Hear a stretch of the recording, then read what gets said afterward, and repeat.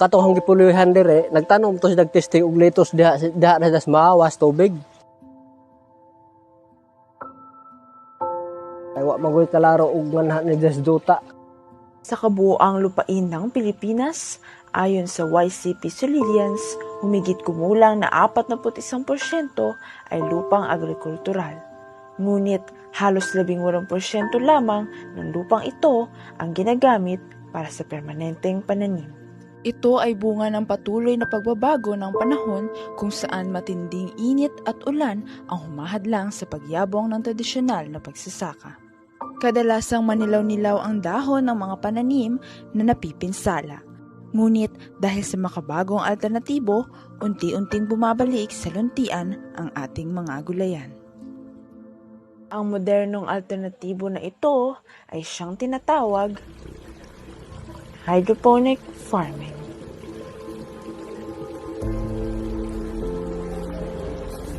Hydro means water, then phonics or phonos means labor. It's a method of growing plants using mineral nutrient solution without soil. Bisag asa sa nga lugar pwede nimo siya ma-implement. Depende ra sa imong area. Kung nakaibigan nga area sa imong balay, pwede na siya ang hydroponic. 2 hydroponic farm sa Southern Leyte ang napuntahan ng aming grupo. Ang isa ay matatagpuan sa liblib na komunidad ng Buak Gamay na pagmamay-ari ng mga Herona. Habang ang isa naman ay nakatayo ilang kilometro lamang mula sa highway ng Buntok na kilala bilang Ihotiki Farm. Ang buhay ng isang hydroponic na halaman ay nagsisimula sa isang buto.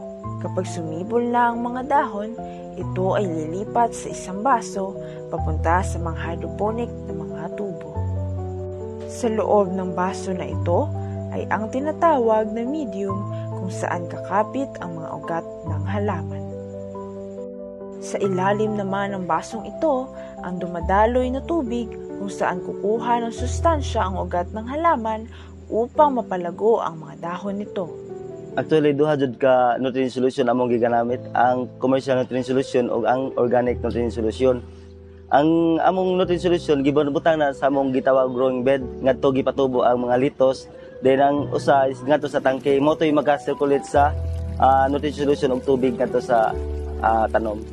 Iba't ibang uri ng halaman ang maaaring itanim sa isang hydroponic farm. Tanan bisag unsa nga tanom, either vegetable or mga fruits pwede na sila. Pero ang amo lamang ang gikuan mo unsay ang demand sa market mo po yung magitanom. That's why lito sa among gikuan dun. Kay demand sila sa market. Kung ang kondisyon ay kontrolado ng wasto, ang hydroponic farming ay nagbibigay daan sa taunang produksyon. Maka-expect jud ka sa imong productivity daw, makuha nimo ang imong gusto nga production. Ang nakanindot po dali ra siya motubo. 300 pananim ang pinakamaraming naani ng mga Herona sa isang araw lamang, habang humigit kumulang 100 naman sa Ihotiki. Ang mga hydroponic system ay mas epektibong gumamit ng tubig dahil ito ay masinop sa pamamagitan ng paggamit ng mga saradong sistema na nagpapalakas ng pag-recirculate ng tubig. Kaya ang hydroponic mong good is ang isang tubig, ang imong gigamit nga tubig, circulate ra siya, nagbalik-balik ra bitaw.